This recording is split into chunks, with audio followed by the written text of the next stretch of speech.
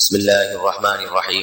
رسول اللہ صلی اللہ علیہ وسلم نے ارشاد فرمایا، ان من افضل ایامکم یوم الجمعہ فاکثروا علی الصلاۃ فیہ فاکثروا من الصلاۃ فیہ۔ فرمایا تمہارے دنوں میں سب سے بہترین دن جمعہ کا دن ہے، اس لیے اس دن مجھ پہ کثرت سے درود پڑھا کرو۔ فإن صلاتکم معروضۃ علی، اس لیے کہ تمہارا درود مجھ تک پہنچایا جاتا ہے۔ صحابی نے پوچھا، یا رسول اللہ کیف تعرض علیک صلاتنا وقد ارمت، ہمارا درود آپ تک کیسے پہنچایا جائے گا جبکہ آپ جب دنیا سے جائیں گے قبر میں جسم آپ کا ختم ہو جائے گا، ہمارا درود آپ تک کیسے پہنچے گا؟ تو آپ صلی اللہ علیہ وسلم نے فرمایا، ان اللہ حرم علی الارض اجساد الانبیاء، اللہ تعالیٰ نے پیغمبروں کے جسموں پر زمین پر پیغمبروں کے جسموں کو حرام کر دیا۔ زمین کسی پیغمبر کے جسم کو کبھی ختم نہیں کرتی۔ تو یہ بھی امت کا اجماعی عقیدہ ہے کہ جتنے بھی انبیاء ہیں ان کے جسم بالکل سلامت رہتے ہیں۔ شہداء میں تو یہ بہت زیادہ مشاہدہ ہوتا ہے، بہت سارے شہداء کے جسم سلامت رہتے ہیں۔ ایک اور حدیث میں آپ صلی اللہ علیہ وسلم نے فرمایا، من صلی علیہ صلاۃ صلی اللہ بہا عشرہ، جس نے مجھ پر ایک دفعہ درود بھیجا۔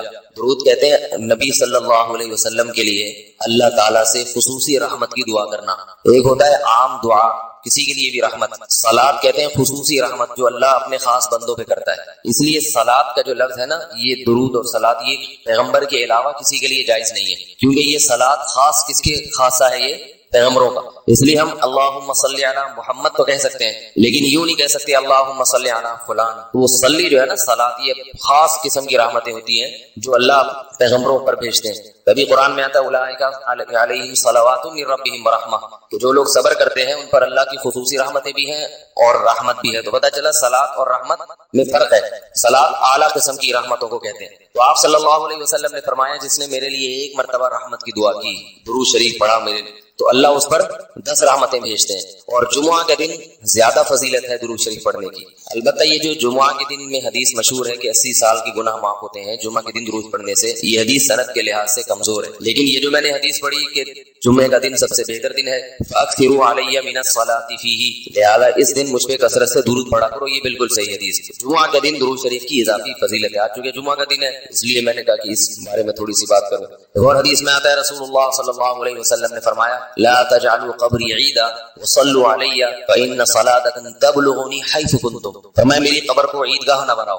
جیسے میلوں کی جگہ ہوتی ہے نا، میلے ٹھیلے، عید پہ جب سب لوگ جمع ہو کے خوشیاں مناتے ہیں، تو جیسے مزاروں پہ ہوتا ہے نا، قوالیاں ہو رہی ہیں اور یہ میلے ٹھیلے ہو رہے ہیں، آج کل دیکھا ہے۔ تو پہلے زمانے میں بھی جب کوئی نیک آدمی دنیا سے جاتا تھا تو لوگ اس کی قبر پہ دھرنے مار کے بیٹھ جاتے تھے، اور وہ مجاور اور یہ سب جو ہمارے یہاں ہوتا ہے۔ تو آپ صلی اللہ علیہ وسلم نے منع کیا کہ میری قبر کے ساتھ یہ کچھ مت کرو، البتہ مجھ پہ درود پڑھا کرو، اور فرمایا کہ تم جہاں سے بھی درود پڑھو گے یہ مجھ تک پہنچے گا۔ اور حدیث میں رسول اللہ صلی اللہ علیہ وسلم نے فرمایا، ما من احد یسلم علی الا رد اللہ علی روحی فارد علیہ، جب بھی کوئی مجھ پر سلام بھیجتا ہے اللہ میری روح کو میرے جسم میں لوٹاتے ہیں اور میں اس کے سلام کا جواب دیتا ہوں۔ اب یہ کیسے ہوتا ہے؟ چونکہ یہ برزخی زندگی میں ہے، لہذا اس کی کیفیات میں اور گہرائی میں جانے کی اجازت نہیں ہے۔ جیسے اللہ بہتر سمجھتے ہیں یہ ہوتا ہے، اس کی حقیقت کا ہمیں علم پوری طرح نہیں، برزخی زندگی ہے۔ اور حدیث میں آتا ہے رسول اللہ صلی اللہ علیہ وسلم نے فرمایا کہ رغب انف رجل ذکرت عنده فلم يصلی علی، اس شخص کی ناک خاک آلودہ ہو جائے جس کے سامنے میرا نام لیا جائے، میرا تذکرہ ہو اور وہ مجھ پہ درود نہ پڑھے۔ ایک اور حدیث میں آپ صلی اللہ علیہ وسلم نے فرمایا، البخیل من ذکرت عنده فلم يصلی علی، وہ شخص کنجوس ہے، بخیل ہے جس کے سامنے میرا نام آئے اور مجھ پہ درود نہ پڑے۔ یعنی اتنی بڑی شخصیت اور اتنے بڑے محسن اعظم کا تذکرہ آ رہا ہے اور اس کی زبان سے دعا بھی نہیں نکلتی، تو اس سے بڑا کنجوس دنیا میں کون ہو سکتا ہے؟ ایک اور حدیث میں آپ صلی اللہ علیہ وسلم نے ایک شخص کو دعا مانگتے ہوئے دیکھا جس نے درود شریف پڑھے بغیر دعا شروع کر دی، تو آپ صلی اللہ علیہ وسلم نے فرمایا اس نے دعا میں جلدی کی ہے۔ پھر فرمایا تم میں سے جب کسی شخص کو دعا مانگنی ہو پہلے اللہ کی حمد و ثنا پڑھے، پھر مجھ پر درود بھیجے۔ قرآن مجید میں بھی اللہ نے حکم دیا، ان اللہ وملائکتہ یصلون علی النبی، کہ اللہ اور اس کے فرشتے، اللہ بھی رحمت بھیجتے ہیں اور فرشتے بھی رحمت کی دعا کرتے ہیں۔ یا ایھا الذین آمنوا صلوا علیہ وسلموا تسلیما، ایمان والو تم بھی محمد صلی اللہ علیہ وسلم پر درود بھیجا کرو اور سلام بھیجا کرو۔ درود اور سلام میں فرق یہ ہے کہ درود اللہ کی رحمت اور سلامت کہتے ہیں کہ ہر برائی سے، ہر مشکل سے، ہر مصیبت سے بچائے۔ تو کمال جبھی ہوتا ہے جب اللہ ہر شر سے بچا لے اور اضافی رحمتیں بھی بھیجے۔ تو علماء نے درود شریف کی حکمتوں میں لکھا ہے کہ درود شریف جو اللہ نے ہمیں پڑھنے کا حکم دیا، اس کی بنیادی وجہ تو سب کو معلوم ہے کہ سب سے زیادہ احسانات اس کائنات میں اللہ کے بعد کس کے ہیں؟ محمد صلی اللہ علیہ وسلم. تو آپ صلی اللہ علیہ وسلم کے احسانات سب سے زیادہ ہیں انسانیت پر. انسان کو انسان آپ صلی اللہ علیہ وسلم نے بنایا, اور اہل اسلام تو سب سے زیادہ ان احسانات تلے دبے ہوئے. تو ہم کوئی بھی عبادت اگر کر رہے ہیں, دعا بھی اگر مانگ رہے ہیں, تو یہ بھی کس کی وجہ سے توفیق مل رہی ہے؟ نبی صلی اللہ علیہ وسلم, کیونکہ آپ صلی اللہ علیہ وسلم نے ہی یہ ساری چیزیں سکھائی ہیں. تو ہر کام میں حکم یہ ہے کہ بھائی جس کا احسان ہے, جس کی وجہ سے تمہیں یہ رہنمائی ملی, پہلے اس کا بھی تو کچھ خیال کرو, اس کا بھی جو ہے نا اللہ سے اس کے لیے دعا مانگو تاکہ تمہاری طرف سے بھی کچھ شکر ہو. دوسری بات علماء نے لکھی ہے کہ اس میں حکمت یہ ہے کہ درود شریف پڑھنے سے توحید کا عقیدہ مضبوط ہوتا ہے. وہ توحید, درود شریف نبی سے دعا نہیں ہے بلکہ اللہ سے دعا ہے. کس کے لیے؟ نبی کے لیے. تو پتہ یہ چلا کہ نبی پر بھی اللہ کی رحمتیں ہوں گی, اور دعا کون مانگ رہا ہے؟ ہم مانگ رہے ہیں. تو اس میں نبی سے مانگنے کا دروازہ بند کر دیا کہ نبی سے مانگنے کا اسلام میں کوئی تصور نہیں ہے, بلکہ نبی کے لیے بھی اللہ سے مانگا جائے گا. تو جب نبی کے لیے بھی اللہ سے مانگنے کا حکم ہے, تو اپنے لیے نبی سے کیسے مانگنے کا حکم ہو گیا؟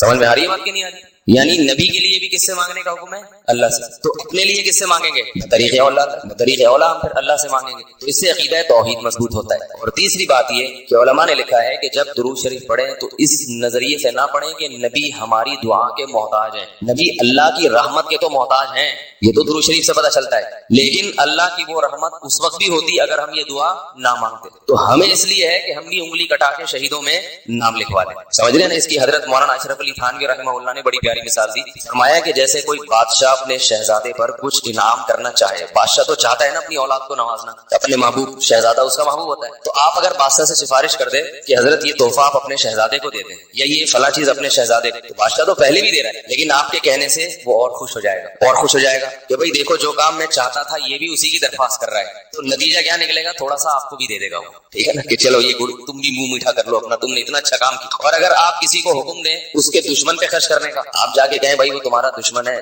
تمہارا دل چاہتا ہے اس کا گلا دبا دو, تو ایسا کرو اس کو ہدیے ودیے دیا کرو. تو پہلے میں اس کو گلا دبانا چاہتا ہوں, اور تو ہدیے کی ترغیب دے رہا ہے, تو میں تیرا بھی گلا دباؤں گا. تو دشمن پہ خرچ کرنے کا جب حکم دیا جاتا ہے تو اس سے سامنے والا غصے میں آتا ہے. دوست پہ خرچ کرنے کا, احسان کرنے کا جب آپ کسی کو کہیں گے تو وہ خوش ہوتا ہے. باپ کو اگر کہا جائے نا اپنے بچوں پہ اور کھلائے کریں, بڑی خوشی ہوتی, تو باپ کا دل اور سینہ اور چوڑا ہو جائے گا. تو ایسا ہی اللہ تعالیٰ کو اپنے رسول صلی اللہ علیہ وسلم سے محبت ہے. اللہ تو خصوصی رحمتیں بھیجیں گے, لیکن ہم اگر اللہ سے درخواست کر دیں گے کہ اللہ تو خصوصی رحمتیں بھیج, تو اس میں تھوڑی سی ہماری بھی کیا ہو جائے گی؟ دخل اندازی ہو جائے گی. اللہ تو ویسے ہی کر رہا ہے, تو اللہ کہے گا چلو تو نے بھی سفارش کر دی, ان پہ تو کر ہی نہ ہوں, یہ 10 رحمتیں تجھ پر بھی ہو جائیں گی. اور چوتھا فائدہ کیا ہے درود شریف پڑھنے کا؟ کہ انسان کے دل میں محمد صلی اللہ علیہ وسلم کی محبت بڑھتی ہے. انسان جس کے لیے دعا مانگتا ہے لاشعوری طور پہ نبی صلی اللہ علیہ وسلم کی جتنی زیادہ محبت ہوگی, اللہ کی خود بخود اتنی ہی زیادہ ہوگی, کیونکہ نبی سے محبت اللہ ہی کی وجہ سے ہوتی ہے, یہ الگ الگ چیز نہیں ہے. اللہ کے رسول ہے نا, اسی وجہ سے تو ہے.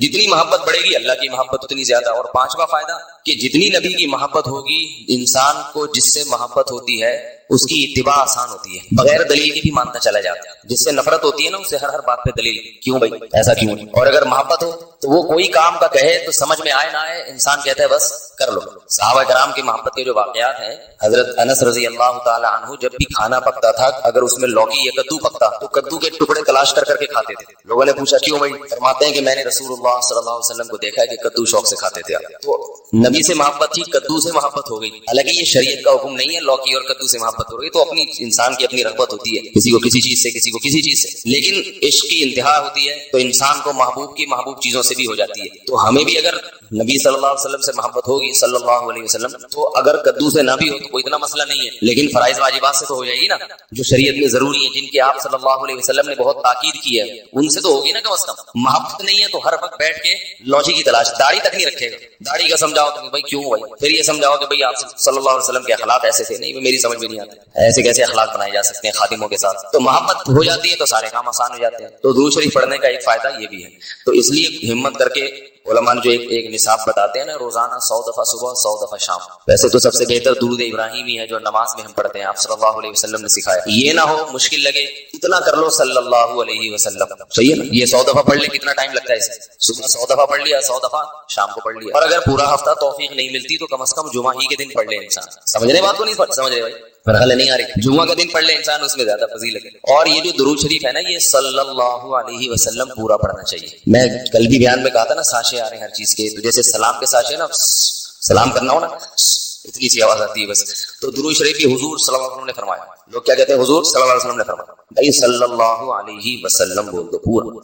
علماء نے بیان کیا ہے کہ ایک مجلس میں، کسی مجلس میں جب آپ صلی اللہ علیہ وسلم کا نام آئے تو کم از کم ایک دفعہ درود شریف پڑھنا واجب ہے، بار بار واجب نہیں ہے، بار بار افضل ہے۔ مجلس میں جب ایک دفعہ نام آیا تو پہلی دفعہ بہرحال واجب ہے، یا کم از کم ایک دفعہ اس مجلس میں، بار بار پڑھنا ضروری نہیں ہے، بہتر ہے۔ تو یا تو پڑھے ہی نہیں، ایک دفعہ پڑھ لیا کافی ہے، لیکن پڑھے تو پھر ساشے نہ لے کر آئے، درود شریف کو بگاڑے نہیں، پورا ہونا چاہیے صلی اللہ علیہ وسلم۔ اور اگر آپ کو ڈر یہ ہے کہ نہیں بار بار پڑھنے سے میری زبان گھس جائے گی، نقصان ہوگا اور توانائی کم ہو جائے گی، روزہ زیادہ لگے گا، تو ایک ہی دفعہ پڑھ لے مگر طریقے سے پڑھ لے، ساشے نہ لے کر آئے صلی اللہ علیہ وسلم، اس طرح نہ کرے۔ اسی طرح لکھنے میں بھی آپ صلی اللہ علیہ وسلم کا جب نام آئے، مجلس ایک ہے تو ایک دفعہ کہہ دے اپنی زبان سے، لکھنا واجب نہیں ہے، آپ صلی اللہ علیہ وسلم کے نام کے ساتھ درود شریف لکھنا واجب نہیں ہے، افضل ہے۔ تو یا تو اگر یہ ڈر ہے کہ میں نے لکھ دیا پورا نام تو میرا پین گھس جائے گا، سیاہی کا خرچہ زیادہ آئے گا، پیسے زیادہ بھرنے پڑیں گے مجھے، مہنگائی کا دور ہے، اتنی سیاہی میں افورڈ نہیں کر سکتا، تو پورا نام ہی نہ لکھے، یعنی درود شریف لکھے ہی نہیں۔ لیکن اگر لکھنا ہے تو چھوٹا سا سواد نہ ڈالے،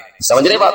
باقی ساری چیزیں پوری ہیں، یہ نہیں کہ والد محترم میں صرف واؤ لکھ دیا، ابا خود ہی سمجھ جائیں گے اب والد کی بات چل رہی ہے، ٹھیک ہے نا، زید کا نام آیا تو زے لکھ دیا، کبھی ہوتا ہے ایسے؟ ہوتا ہوگا شاید آپ کے یہاں، اور جتنی باتیں آ رہی ہیں صرف کچھ ساشے پیش کر دی، ایسا نہیں ہے۔ جب درود شریف لکھنے کی بات آتی ہے تو صرف چھوٹا سا سواد ڈال دیا، تو بھائی اتنی تکلیف اگر ہو رہی ہے تو نہ لکھو، کوئی فرض تھوڑی ہے، لیکن اگر لکھنا ہے تو احترام کا تقاضا کیا ہے، پورا نام لکھا جائے صلی اللہ علیہ وسلم۔ دیکھو حدیث کی اتنی بڑی بڑی کتابیں محدثین نے جو لکھی ہے، کتنی بڑی بڑی کتابیں، جب بھی آپ صلی اللہ علیہ وسلم کا نام آئے گا تو محدثین پورا درود شریف لکھتے ہیں صلی اللہ علیہ وسلم۔ کسی حدیث کی کتاب میں، امام بخاری کی ہو، امام مسلم کی ہو، یا ابن ماجہ ہو، یا صحیح ستہ کی جتنی کتابیں اس کے علاوہ بھی ہیں، جب درود ہوگا تو پورا صلی اللہ علیہ وسلم ہوگا۔ تو لکھنے میں بھی اس کا اہتمام کرنا چاہیے، پورا نام لکھ دیا جائے۔ یہ جو میں کہہ رہا ہوں نا قلم گھس جائے گا اور یہ ہو جائے گا، یہ تو بخیل آدمی کے لیے، ورنہ کہ قلم تھوڑی گھستا ہے، لکھنے پورا تحریر لکھ رہے ہو، جب بھی نام آئے صلی اللہ علیہ وسلم پورا لکھنا چاہیے۔ اللہ تعالیٰ عمل کی توفیق عطا فرمائے۔ ایک چھوٹی سی آخر میں بات سن لیں کہ آپ صلی اللہ علیہ وسلم کا جو لقب ہے نا، لوگ مختلف ناموں سے پکارتے ہیں، کوئی کہتا ہے حضور اکرم صلی اللہ علیہ وسلم نے فرمایا، یہ بھی ٹھیک ہے، آپ سب سے اکرم ہیں۔ کوئی کہتا ہے سرور دو عالم صلی اللہ علیہ وسلم نے فرمایا، کوئی کہتا ہے حضور صلی اللہ علیہ وسلم نے فرمایا، یہ سب ٹھیک ہے نام، لیکن سب سے بہترین جو نام آپ کے لیے ہے رسول اللہ صلی اللہ علیہ وسلم، کیونکہ اس سے بڑا لقب کوئی بھی نہیں ہے۔ رسول اللہ کا مطلب اللہ کے سفیر، یہ سب سے بڑا منصب ہے۔ اس لیے عام استعمال میں جو صحابہ کا بھی طریقہ تھا، نبی اللہ، صحابہ کیا کہتے تھے، نبی اللہ یا رسول اللہ، تو محدثین بھی جو لفظ آپ کے لیے استعمال کرتے ہیں رسول اللہ صلی اللہ علیہ وسلم یا نبی اللہ، تو عام استعمال میں یہ زیادہ بہتر ہے۔ وہ بھی ٹھیک ہے، سرور کائنات، حضور اکرم، شفیع المذنبین، سب صحیح ہیں، لیکن ہوتا ہے نا جب بہت سارے آپشن ہو تو انسان سلیکٹ کرتا ہے سب سے بہترین کو، تو سب سے بہترین لفظ آپ کے لیے کیا ہے، رسول اللہ، یہ سب سے بہترین لفظ۔ نبی صلی اللہ علیہ وسلم نے فرمایا انسان اللہ سے دعا مانگتا ہے، زندگی بھر مانگتا رہتا ہے، اور اللہ زندگی بھر دعاؤں کو قبول کرتے رہتے ہیں، لیکن اس کو نظر نہیں آ رہا ہوتا، اس کو نظر کہ اللہ اپنے طریقے سے دعا قبول کرتا ہے۔ اگر اللہ ایسے دعا قبول کرے نا، آپ نے ادھر کہا اے اللہ میری تنخواہ ڈبل کر دے، آفس گئے باس نے کہا کہ جناب نئے وزیر اعظم نے جو اعلان کیا ہے اس کی منظوری ہو گئی، ٹھا ٹھا کر کے ایسے دعائیں قبول ہونا شروع ہو جائیں تو غیب پر ایمان ختم، پھر تو دعا کی ترغیب دینے کی ضرورت ہی نہیں رہے گی۔ سب لوگ مصلی لے کے مسجد میں آ جائیں گے، سارا دن دعائیں مانگتے رہیں گے کہ اللہ سے جو مانگو ملتا ہے، خربوزہ مانگو خربوزہ ملتا ہے، تربوز مانگو تربوز ملتا ہے، افطاری میں پکوڑے مانگو پکوڑے ملتے ہیں، سموسے مانگو بھوک لگ رہی ہے کیا کریں سموسے ملتے ہیں، جو مانگو وہ ملتا ہے۔ دعائیں تو لازمی قبول ہوتی ہیں، لیکن انداز وہ ہوتا ہے جو اللہ کرتے ہیں۔ اللہ کہتے ہیں میں اپنے طریقے سے کروں گا۔ اب اس کی بڑی لمبی چوڑی تفصیل ہے کہ کیسے قبول ہوتی ہے۔ بعض دفعہ جو چیز مانگ رہے ہیں اللہ وہی دے دیتا ہے آپ کو، بعض دفعہ اس کا متبادل دے دیتا ہے، آلٹرنیٹ دے دیتا ہے، بعض دفعہ نہ آلٹرنیٹ دیتا ہے نہ وہ چیز دیتا ہے، کوئی مصیبت آنے والی ہوتی ہے، اس دعا کی برکت سے اس مصیبت کو ٹال دیتا ہے۔ آپ اپنے بیٹے کے لیے بچی کے لیے دعا مانگ رہے ہیں اس کو ٹھیک کر دے، وہ ٹھیک نہیں ہوئی لیکن دوسری نے بیمار ہونا تھا، اللہ نے اس سے وبا کو ٹال دیا۔ تو جن کا غیب پر ایمان ہوتا ہے وہ تو مانگتے ہیں، اللہ سے مانگتے ہیں۔ پتہ ہے بھائی یہ ہو نہیں سکتا کہ جس خدا نے کہا ہے کہ میرے سامنے ہاتھ اٹھاؤ، حدیث میں آتا ہے اللہ میں اتنی غیرت ہے کہ جب کوئی اللہ کے سامنے ہاتھ اٹھا کے مانگتا ہے تو اللہ کو خالی ہاتھ لوٹاتے ہوئے حیا آتی ہے۔ بڑے سیٹ کے پاس کوئی بھکاری جائے اور پیسے مانگے اور وہ اس کو دھتکار دے تو بھکاری کہے گا نا یار نام تو بڑا سنا تھا آپ کا، بڑے سخی ہو۔ تو اللہ کو حیا آتی ہے کہ ان ہاتھوں کو خالی لوٹائے. دیتا ہے لازمی. تبھی ہم نے اہل اللہ کو دیکھا ہے کہ مانگتے بہت ہیں, بڑی لمبی لمبی دعائیں مانگتے ہیں. لوگ ان کو بے وقوف سمجھتے ہیں کہ یار یہ ہر وقت مسلے پہ دعائیں مانگتے رہتے ہیں لمبی لمبی, ملتا تو کچھ ہے نہیں. انہیں پتہ ہے کہ بہت ملتا ہے اللہ سے مانگنے سے, لیکن اللہ کا انداز ایسا ہوتا ہے کہ صرف وہ مانگیں جن کو غیب پر یقین ہے. یعقوب علیہ السلام ساری زندگی مانگتے رہے اللہ تعالیٰ سے. اس مانگنے کا بدلہ کیا ملا ہے؟ دوسرا بیٹا بھی اللہ نے چھین لیا. عجیب بات ہے یا نہیں؟ پہلا بیٹا گم ہوا تو اللہ سے اس کے ملنے کی دعائیں مانگتے رہے. دعا کیا قبول ہو رہی ہے؟ قحط پڑ گیا, کھانے پینے سے بھی گئے. اس سے بڑی مشکل, راشن لینے کے لیے بھیجا مصر اپنے بیٹوں کو, تو دوسرا بیٹا بھی بولو وہ بھی بادشاہ نے رکھ لی. روتے روتے آنکھوں کی بینائی چلی گئی. آپ کی اولادیں آپ سے کیا کہنے لگی؟ تاللہ تفتأ تذکر یوسف, اللہ کی قسم آپ یوسف کو ابھی تک یاد رکھا ہوا ہے. حتی تکون حرضا او تکون من الہالکین, آپ کی جان نہ چلی جائے. تو زبان سے یہ نہیں کہا کہ میں اللہ سے مانگ مانگ کے تھک گیا ہوں لیکن اللہ دینے کے لیے تیار نہیں ہے, میرا تو دوسرا بیٹا بھی گیا. جب دوسرا بیٹا بھی گیا ہے نا, اس وقت یہ الفاظ کہیں کہ آنکھوں کی بینائی چلی گئی. گھر والے کہنے لگے کیا آپ کو ابھی تک یاد ہے؟ کچھ چیزیں غیر اختیاری ہوتی ہیں. اپنے اختیار سے غم کو سوچنا یہ شریعت میں جائز نہیں ہے, لیکن کچھ چیزیں انسان کے اختیار میں نہیں ہوتی. وہ غم جو آپ کے اختیار میں نہیں ہے اس پہ آپ کو گناہ نہیں ملتا بلکہ صبر پہ ثواب ملتا ہے. شریعت میں حکم یہ ہے کہ غم کو بھول جاؤ, ایک ہی چیز کو لے کے مت بیٹھے رہو. لیکن حضرت یعقوب علیہ السلام کو اپنے بیٹے سے اتنی محبت, ظاہر ہے اس بیٹے میں بہت ساری خصوصیات تھیں. وہ جانتے تھے کہ اللہ ان کو پیغمبر بنائے گا, کہ اتنے عرصے کے بعد بھی آپ کے دل سے غم نہیں نکلا, لیکن اس غم کو لے کر زندگی گزار دی. کسی کے سامنے اللہ کی شکایت نہیں کی کہ میرے ساتھ کیا ہو رہا ہے. اور دعا قبول کیسے ہو رہی ہے کہ دوسرا بیٹا بھی گیا. بیٹوں نے آ کے بتایا کہ آپ کے بیٹے نے چوری کی تھی جس کی وجہ سے بادشاہ نے اس کو رکھ لیا. قال بل سولت لکم انفسکم امرا, باپ نے کہا تم نے جیسے پہلے ایک کہانی گڑھی تھی دوبارہ سے ایک کہانی گڑھ لی. حالانکہ اس دفعہ بیٹے سچ بول رہے تھے, چوری تو نہیں کی تھی لیکن الزام لگا تھا چوری کا. تو یعقوب علیہ السلام نے دوسرے بیٹے کے جانے پہ ایک لفظ ناشکری کا زبان سے نہیں نکالا, بلکہ کیا کہا؟ انما اشکو بثی وحزنی الی اللہ واعلم من اللہ ما لا تعلمون, میں اپنا غم تمہارے سامنے بیان نہیں کرتا, صرف اللہ کے سامنے بیان کرتا ہوں, اور اللہ کے بارے میں وہ کچھ جانتا ہوں جو تم نہیں جانتے. کیا مطلب؟ وہ مجھے تسلی دے رہے ہیں, اس میں خیر ہوگی. ہمارا کام ہے مانگنا, بھکاری ہیں یہ تو. ملحد اور خدا کے منکر لوگ ہیں جو مسلمانوں کا مذاق اڑاتے ہیں کہ یہ دعائیں مانگتے ہیں اور ان کو ملتا کچھ نہیں ہے. او بھائی ہمیں اس سے غرض ہی نہیں ہے کہ رب کیسے دے رہا ہے, ہمیں اس نے پابند بنا دیا مانگو, تو ہمیں اہل اللہ کو تو مزہ اس سے آتا ہے کہ اس نے ہمیں بول دیا مانگو, وہ نہ بھی دے, مانگنا ہی ہمارے لیے سب کچھ ہے. تو میں جو بات عرض کر رہا تھا وہ یہ تھی کہ یعقوب علیہ السلام مانگتے رہے, پھر دوسرا بیٹا بھی چھن گیا. وہی مایوسی کا, کوئی لفظ مایوسی کا زبان سے نہیں نکالا.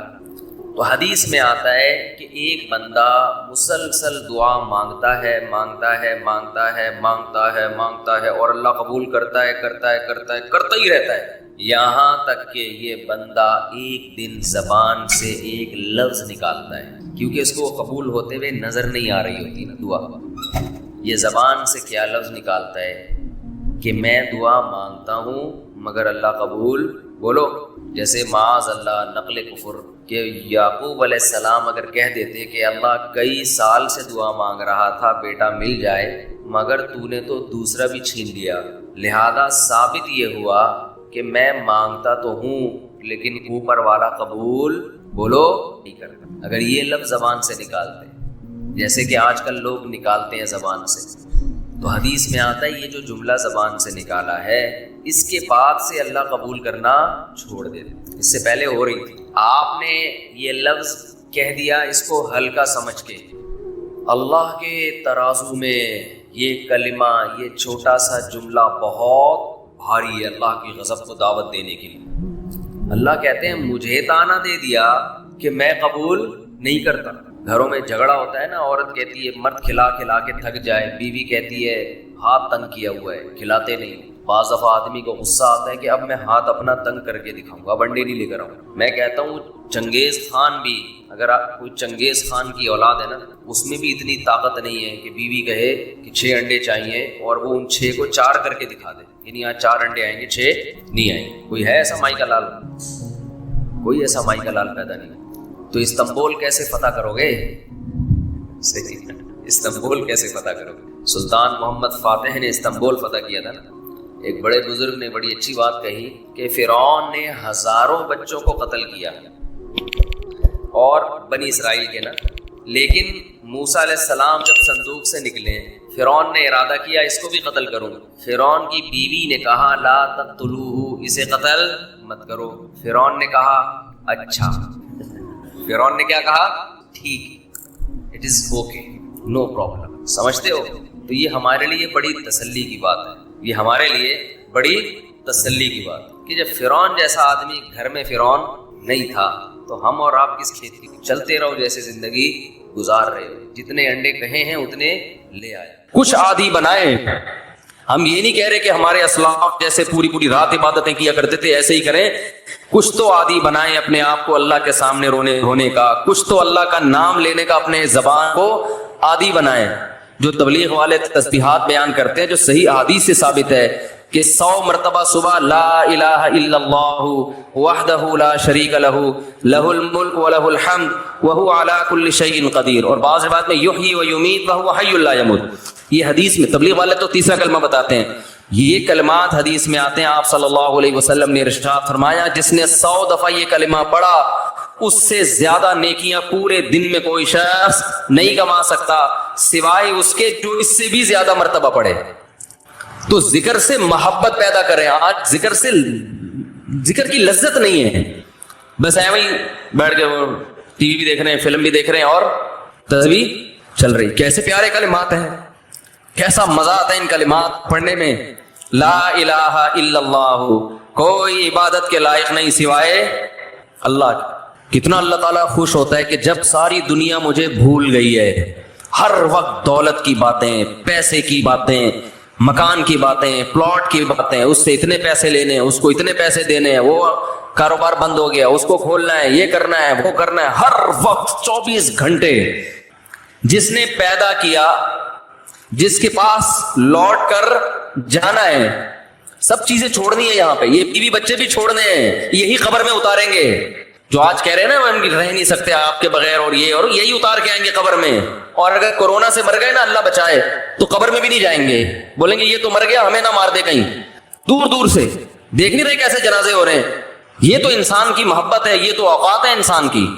تو جس کے پاس لوٹ کر جانا ہے اور جس نے بنایا ہے هو اعلم بكم اذ انتم اجنة في بطون امهاتكم. اللہ فرماتے ہیں جب تم ماں کے پیٹ میں تیار ہو رہے تھے نا، وہ رب تمہیں اس وقت سے جانتا ہے. اس وقت تو والدین بھی انسان کو نہیں جانتے. کتنا قریبی تعلق.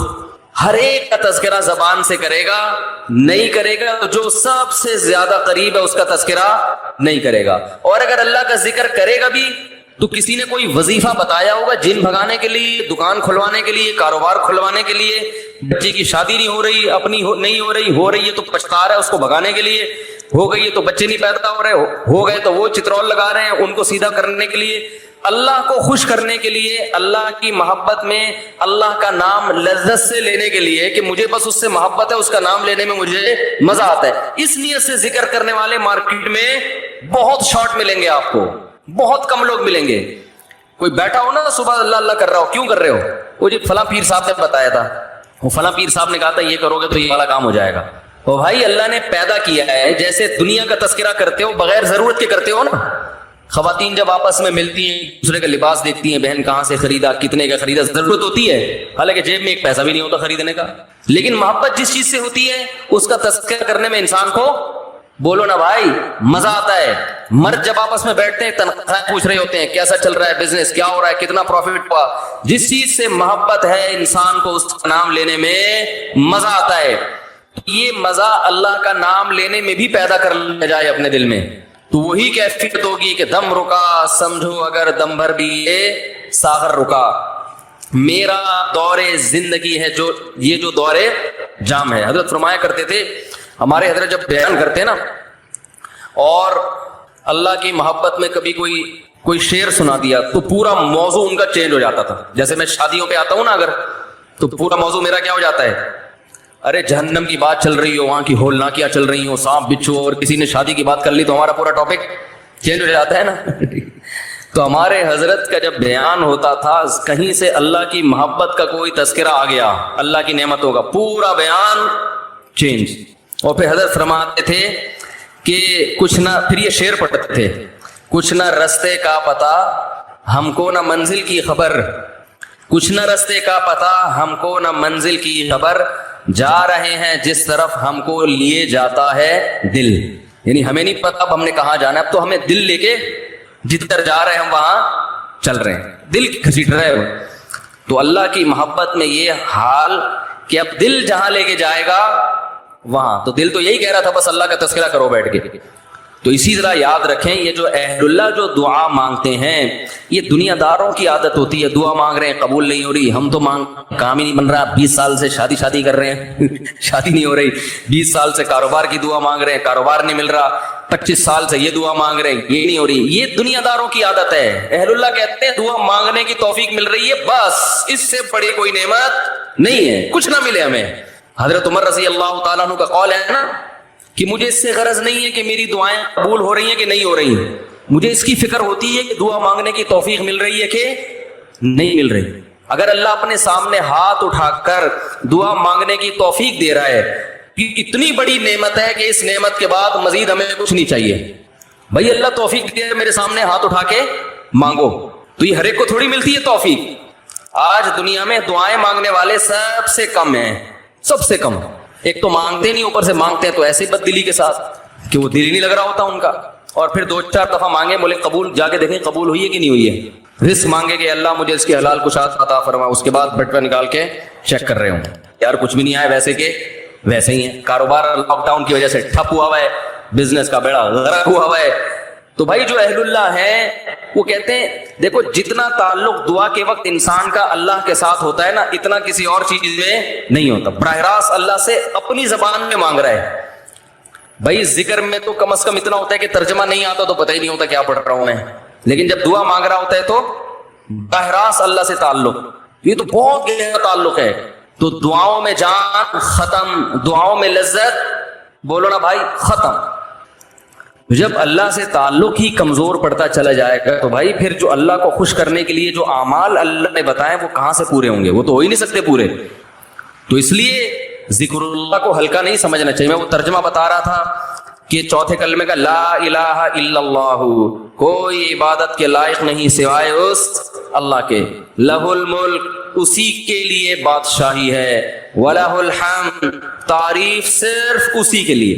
یہ جو کہتے ہیں فلاں بھی اچھا، فلاں پیسہ اچھا، فلاں کی گاڑی اچھی، فلاں کی بلڈنگ اچھی، فلاں کا پلاٹ اچھا، بحریہ ٹاؤن کا مکان اچھا، اسلام آباد کی رہائش اچھی، تو لہ الحمد، اے اللہ تعریف کے قابل صرف کون ہے تو، باقی سب مٹی فنا ہونے والی چیزیں. اور بھائی بحریہ ٹاؤن کا جو مالک ہے کل وہ بھی قبر میں اترے گا. ہم اور آپ کس کھیت کی مولی ہیں؟ 2-4 بنگلے بن گئے بحریہ ٹاؤن میں، 8-10 پلاٹ ہو گئے، وہ آدمی تمیز سے بات کرنا ہی چھوڑ دیتا ہے. بات پہ بتا رہا ہوں، بحریہ ٹاؤن میں رشتہ لینے بھیجے گا، بحریہ ٹاؤن میں پلاٹ، تو رشتہ لینے بھیجنے کی پھر ضرورت نیٹ پہ ڈال دے، ٹھیک ہے نا، ایسا ہی ہے نا. رشتے خود آئیں گے، دھکے دے دے کے آئیں گے، ہٹو بھائی. آپ کے لیے وہ جو لوگ مجھے کہہ رہے تھے رشتہ تلاش کر رہے ہیں مل نہیں رہا، میں کہہ رہا ہوں تمہاری جیب میں کچھ ہے ہی نہیں تو رشتہ کہاں ملے گا. کہہ رہے ہیں استخارہ بھی نکال لیا پھر بھی نہیں مل رہا. استخارہ نہیں نکالو، پیسے نکالو، پیسے نکالو گے تو رشتہ ملے گا. اور اگر پیسے نہیں ہیں تو پیغام بھیجو، صبر کرو، اگر کوئی قبول کرے ٹھیک ہے، نہیں کرے تو صبر کرو. دنیا مسافر خانہ ہے بھائی، 4 شادیاں کرنی ہے، لیکن جو جس چیز کی چاہت ہے ضروری تھوڑی کہ پوری بھی ہو جائیں. کوشش کرنے کا میں مشورہ دیتا ہوں. شادی ہو بھی جائے گی اس کی کوئی گارنٹی نہیں ہے، اور ہو کے نبھا بھی پائیں گے اس کی بھی کوئی گارنٹی نہیں ہے. اب لیلۃ القدر میں شادی پھر شروع ہو گئی تو مسائل یہی چل رہے ہیں نا. تو اللہ نے اللہ کا کیا فرمایا کہ لہ الملک ولہ الحمد، اے اللہ تیرے لیے ہی بادشاہی اور اسی کے لیے حمد. یحیی و یمیت، اتنا زبردست قدرت والا کہ جس کو چاہتا ہے زندگی دیتا ہے اور جس کو چاہتا ہے مار دیتا ہے. حیات بھی ہماری مرضی سے نہیں، پانی میں انسان بنا کے ماں کے پیٹ سے باہر نکال دیتا ہے. یہ زندگی ہے، ہم اپنی مرضی سے بنے ہیں. اور ایسے تصرف جانے کا ارادہ ہوگا نہیں لیکن اللہ لے جائے گا. کیسی ایڑیاں رگڑو، یہ جتنے لوگ دنیا سے گئے ہیں یہ اپنی مرضی سے تھوڑی ہیں. کیسے بڑے بڑے وڈیرے ہوتے ہیں، کیسے بڑے بڑے پاورفل طاقتور لوگ ہوتے ہیں، دنیا ان کے اشاروں پہ چلتی ہے.